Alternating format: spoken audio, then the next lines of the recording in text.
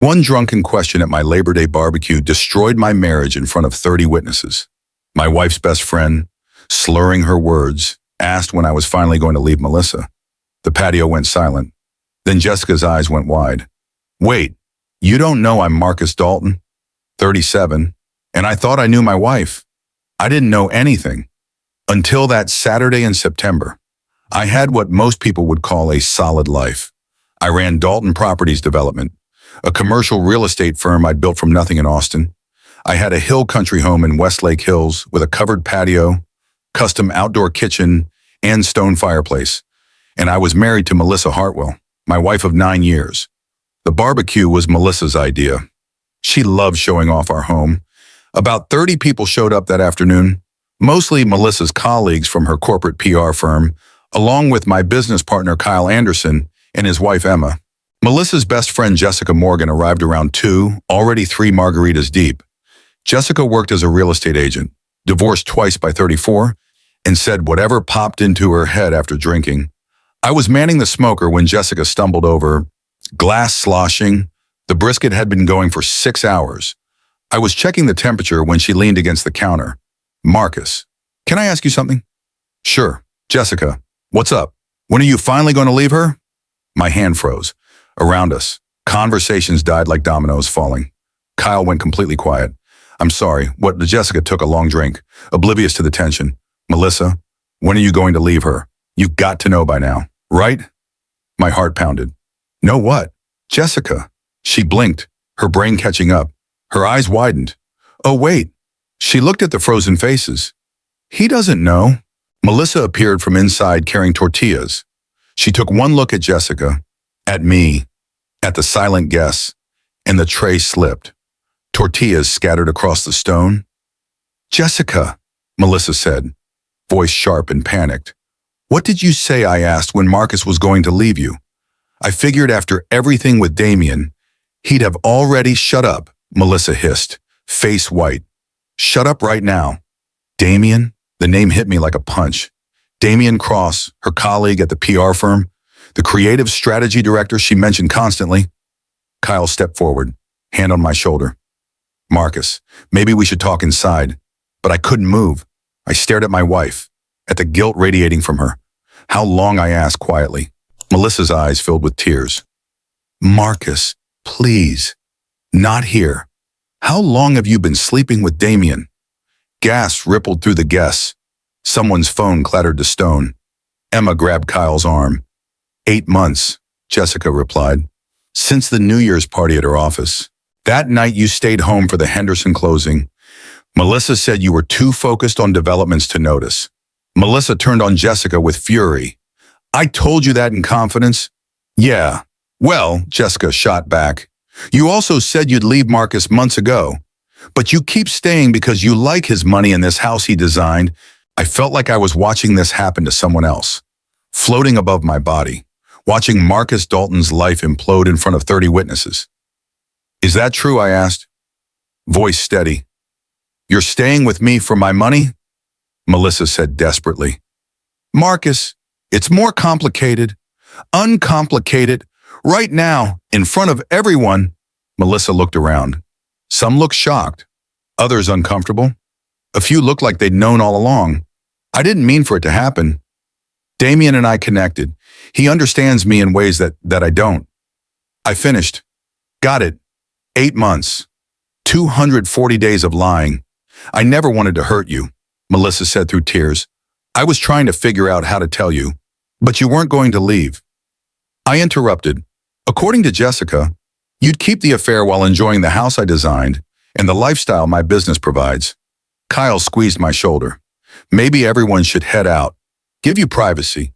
I shook my head. No, they can stay. I want witnesses. I looked at Melissa. Did you ever love me? Or was I just the stable choice while you waited for something more exciting? Of course I loved you. I still do. But Damien makes me feel alive in ways I haven't felt since we got married. Since we got married, I repeated. So you've been unhappy this whole time. But the benefits were too good to walk away from. Jessica added more fuel. She's been planning to ask for half of everything. Talking to lawyers for 2 months? Melissa spun. Jessica, I swear, wait. I said, you've been talking to divorce lawyers while sleeping in my bed while acting like we had a future. If you're finding this story gripping and want to hear more real-life accounts of betrayal, survival, and justice, please hit that subscribe button below. Drop a comment about your own experiences with discovering the truth, and smash that like button to help this video reach others who might need to hear this story. Your support means everything. Melissa opened her mouth, then nodded. I needed to know my options. Your options, I started laughing. The absurdity of standing in my backyard, guests eating food I'd prepared, while my wife admitted planning my destruction. Kyle looked worried. Marcus, sit down. I'm fine. Actually, better than fine. This is the first honest conversation we've had in 8 months. I looked at Melissa and realized I was staring at a stranger. Here's what's happening. Pack a bag, leave tonight. Stay with Damien or Jessica or whoever will take you. Marcus, please, Melissa begged. Can't we talk privately? Why you didn't care about privacy sleeping with another man? You didn't care about discretion planning to divorce me behind my back. We're doing this here, with witnesses. I pulled out my phone. I'm texting my lawyer. By Monday, you'll have divorce papers. You want out? You're out. What about the house? What about it? I bought this before we married. Designed and built it with money from my business that existed before you.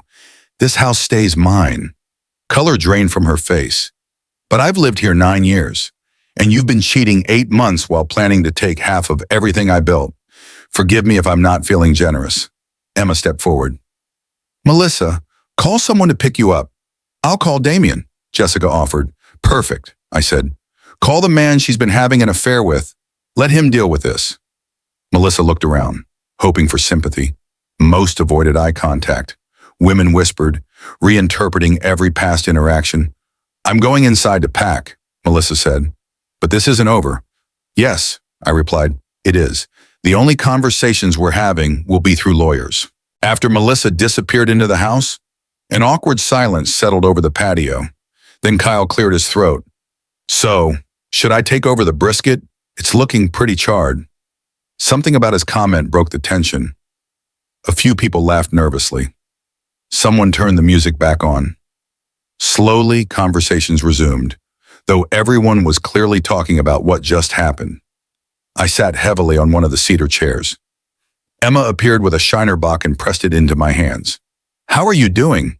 Honestly, don't know. Part of me wants to throw up. Mostly I just feel empty. Kyle joined us. For what it's worth, I never liked Melissa. Always thought she was too focused on appearances. You never said anything. Would you have listened? He asked gently. He had a point. Jessica stumbled over, looking more sober now. Marcus, I'm so sorry. I thought you knew. Melissa made it sound like you were basically roommates. I thought about the past year. Yes, I'd been busy with the Henderson development and the East Riverside project, but I'd always made time. I'd literally been planning a Lake Travis resort weekend for our anniversary next month. 30 minutes later, a black BMW pulled into my driveway. I watched Damien Cross get out, looking exactly like I expected. Early 40s, silver hair styled perfectly, designer casual clothes. He had the audacity to walk to the backyard. Every conversation stopped. Marcus, he said, extending his hand. I think we should talk. I stared at his hand. About what? How you've been sleeping with my wife for 8 months. How you've been helping her plan to take half my assets. What do we need to discuss? Damien looked uncomfortable. Look, I never meant for this to happen. Melissa and I just saved the romance novel dialogue. I interrupted coldly. I love her, Damien said. Then you can have her. She's inside packing. Take her. Take the drama. Take the lies. Just get off my property. Kyle stepped between us. At 6'3" and built like the former Texas linebacker he was, Kyle could be intimidating. The man said leave. Damien wisely backed down. Melissa emerged moments later with 2 suitcases in her laptop bag. She paused.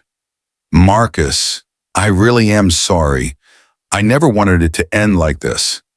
How did you want it to end with you getting half while I wondered why my marriage failed? She had no answer. Damien loaded her bags.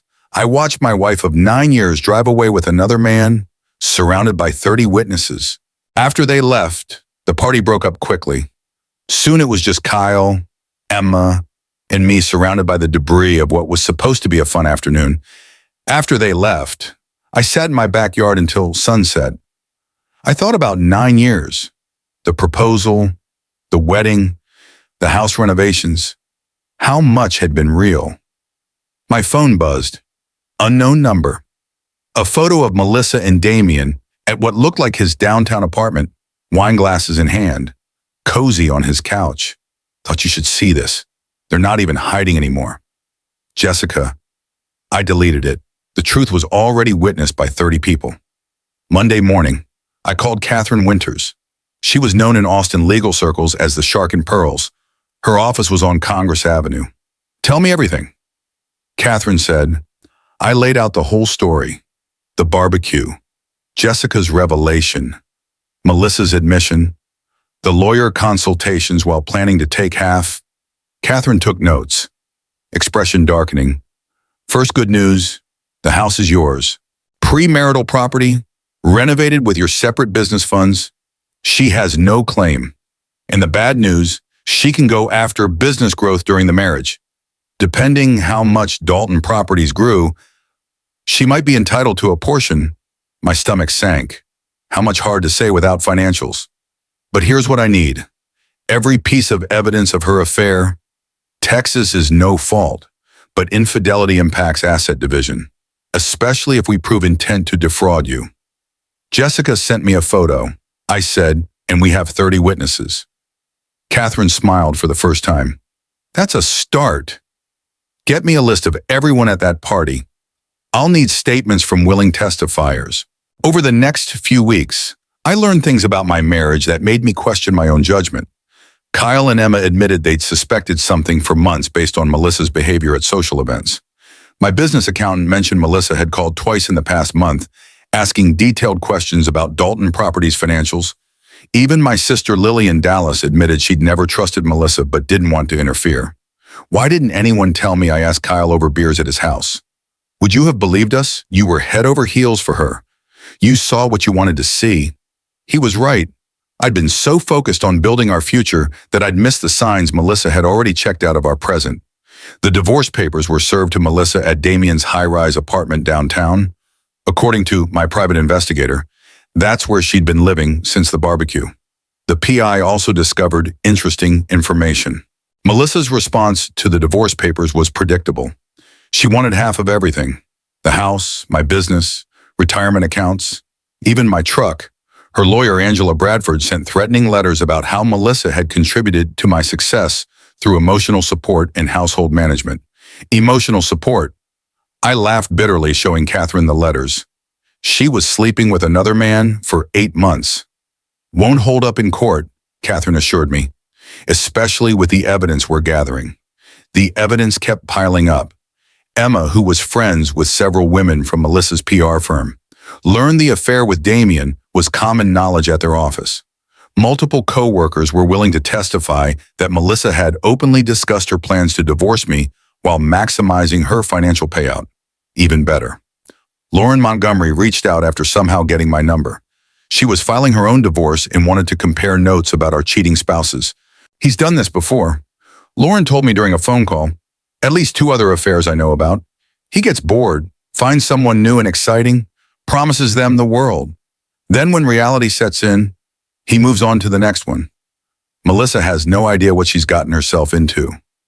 I said, nope, Lauren agreed dryly. But that's not our problem anymore. Is it if this story is resonating with you and you want to stay updated on how justice unfolds? Make sure you're subscribed to this channel. Leave a comment below about your thoughts on loyalty and betrayal. And hit that like button so more people can find these real accounts of survival and strength. Your engagement truly matters. The divorce process dragged on for 4 months. Melissa fought for every penny, claiming she deserved compensation for putting her own career on hold to support mine. This was news to me considering she'd been pulling in over $150,000 a year at her PR firm for the past 5 years. But Catherine was relentless. She brought witness after witness to depositions. Jessica, sobered up and full of guilt, testified about Melissa's plans to take me for everything. Co-workers from the PR firm testified about the affair and Melissa's financial schemes. Even Lauren Montgomery provided testimony about Damien's pattern of manipulation. The final hearing was scheduled for December, 6 months after that disastrous Labor Day barbecue. I sat in the Travis County Courthouse while the judge reviewed all the evidence. The testimony from 30 witnesses at my party, the photos and messages documenting the affair, Melissa's own statements about planning the divorce behind my back. Mrs. Hartwell, the judge said, looking at Melissa over his reading glasses, I find your behavior throughout this marriage to be calculating and deceptive. You engaged in a lengthy extramarital affair while simultaneously planning to maximize your financial gain in the subsequent divorce. Melissa's face went pale. This court will not reward such conduct, the judge continued. The house remains with Mr. Dalton as it was purchased prior to marriage with his separate funds. The business remains entirely his, as evidence shows Mrs. Hartwell contributed nothing to its development or growth beyond basic spousal presence. Melissa's lawyer started to object, but the judge held up his hand. Mrs. Hartwell will receive her personal property and vehicles purchased during the marriage. She will receive no alimony, no portion of Mr. Dalton's retirement accounts, and no claim to any shared assets. This court finds that her infidelity and financial scheming constitute a forfeiture of marital benefits. Divorce granted. The gavel came down like thunder. Melissa burst into tears while Angela frantically tried to argue for reconsideration. But it was over.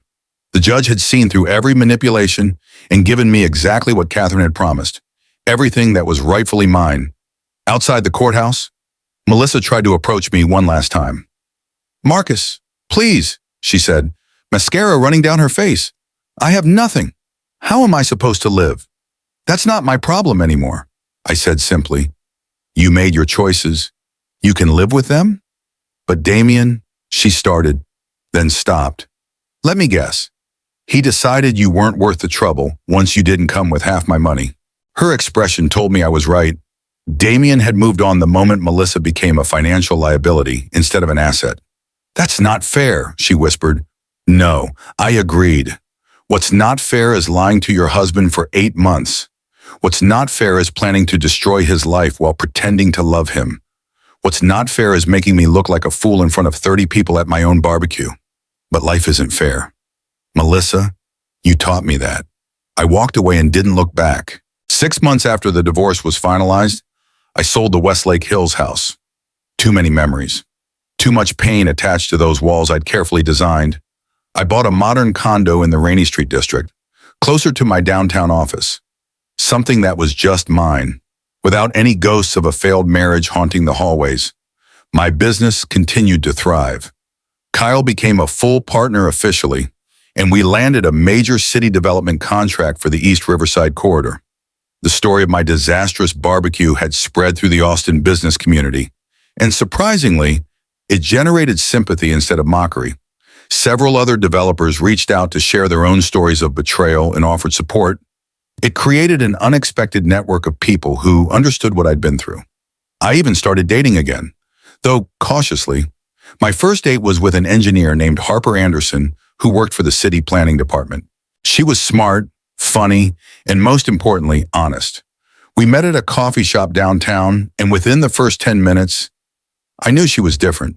When she was upset about something, she said so. When she was happy, I knew it was genuine. There was no guessing, no wondering if she was telling the truth or performing for an audience. When I told her about Melissa on our third date, she listened without judgment. That must have been devastating. She said, having your life exposed like that in front of everyone?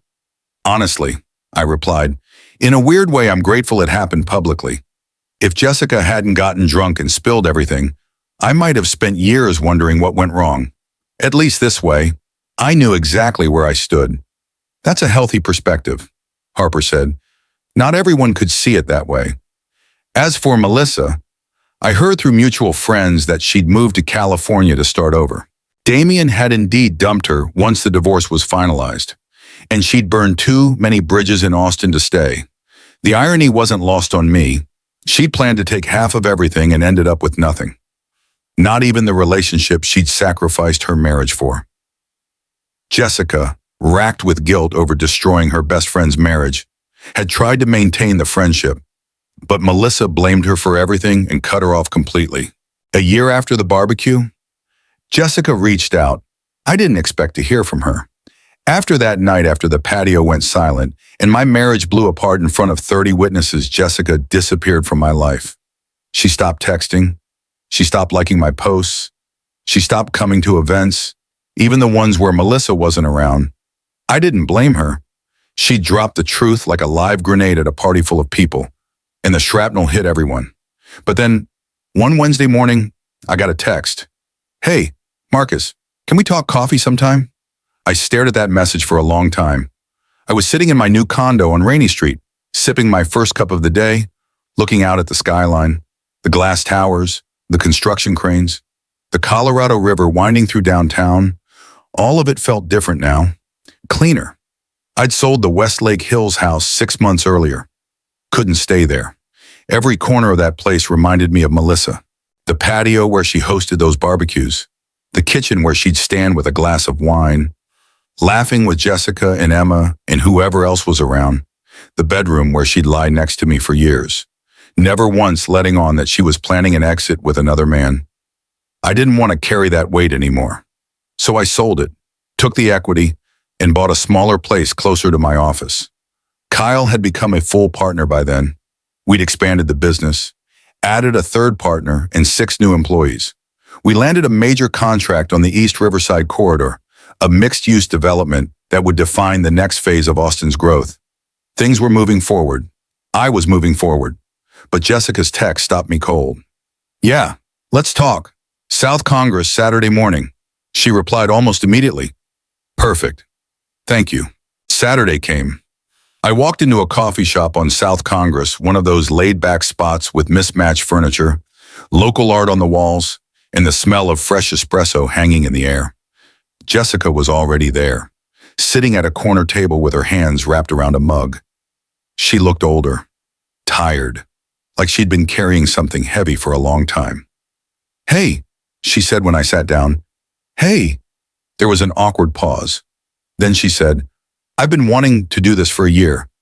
I didn't know if you'd even want to see me. I wasn't sure either." I admitted. She nodded. Her eyes were red, like she'd been crying earlier.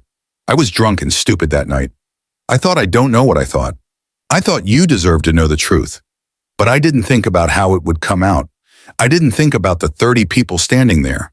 I didn't think about how it would blow up your whole life.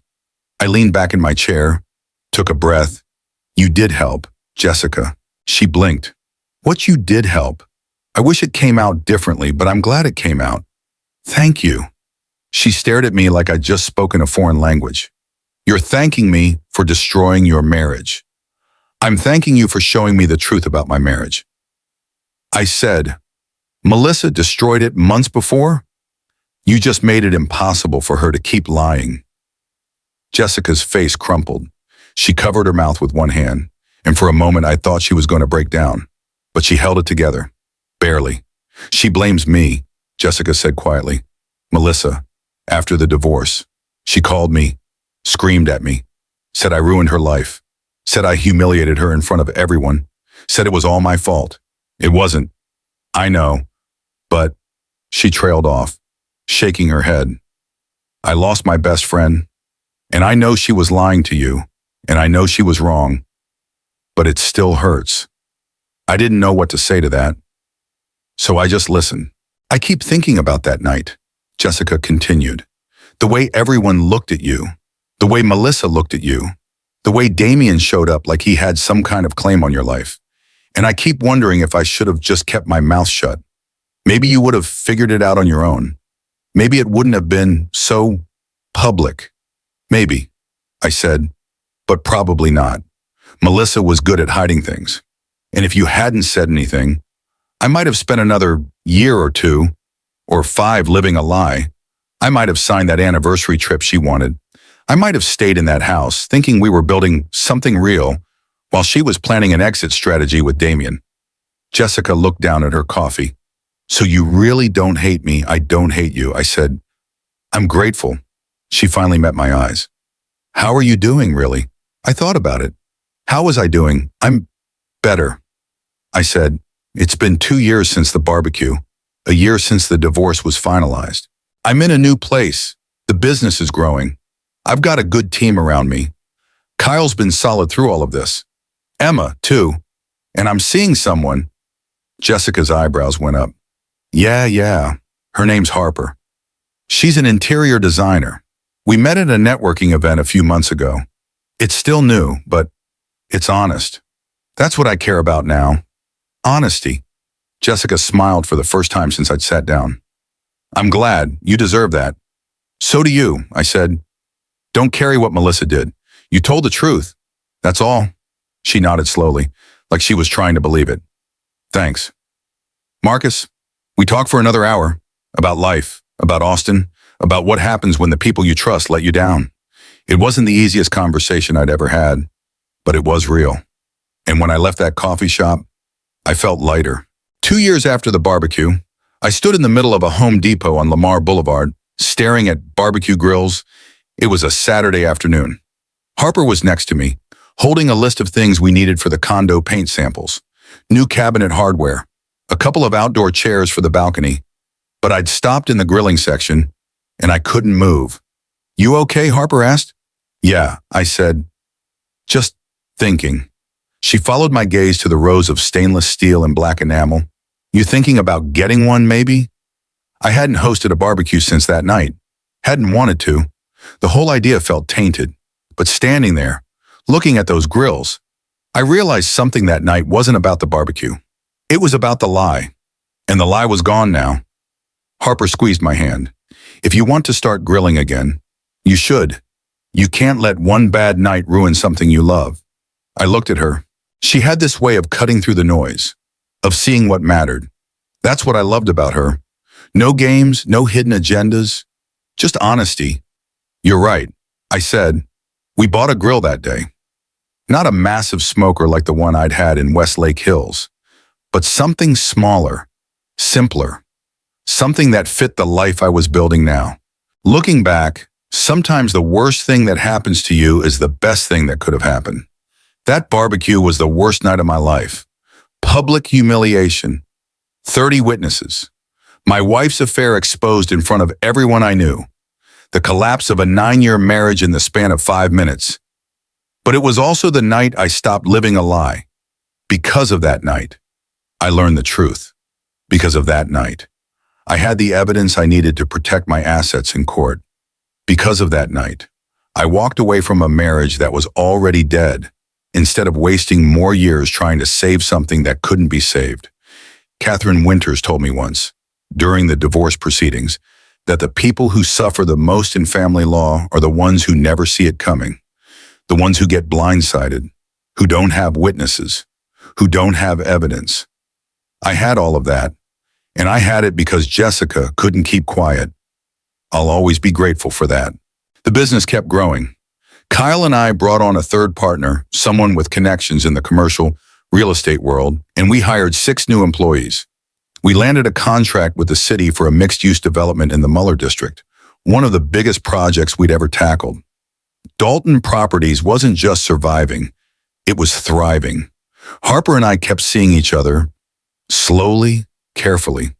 She'd been burned before, too, not by infidelity, but by someone who couldn't commit, who kept her guessing for years. So we took our time. We talked about everything. We didn't hide things, and that felt like the best foundation I could ask for. Melissa moved to California about 6 months after the divorce. I heard through the grapevine that she and Damien didn't last.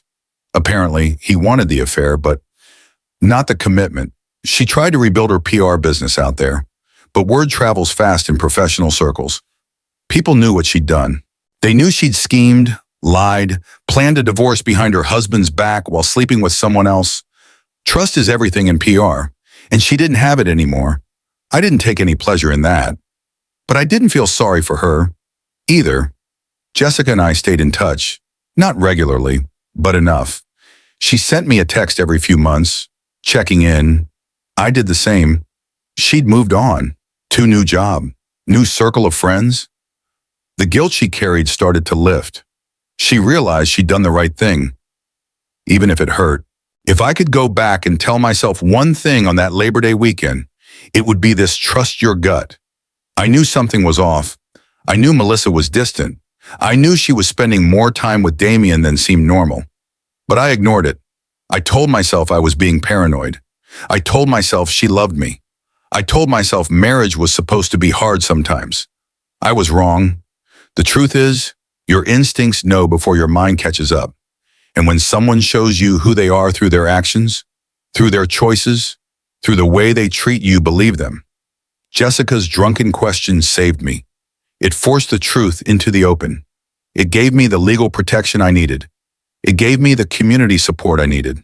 And it gave me the clarity I needed to walk away and build something better.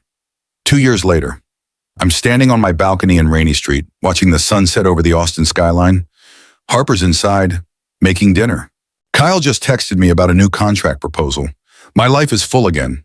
Not perfect, but real. And that's all I ever wanted. So if you're going through something like this, if someone just dropped a truth bomb on your life, if your world just got turned upside down, if you're standing in the wreckage wondering how you'll ever rebuild, here's what I want you to know. You will. It won't be fast. It won't be easy, but you will rebuild. And when you do, you'll build something stronger, something honest, something that's actually yours. Trust the people who tell you the truth, even when it hurts. Protect yourself legally. Don't ignore the warning signs. And don't waste time trying to save something that's already gone. The barbecue destroyed my marriage, but it also gave me my life back, and I wouldn't change a thing.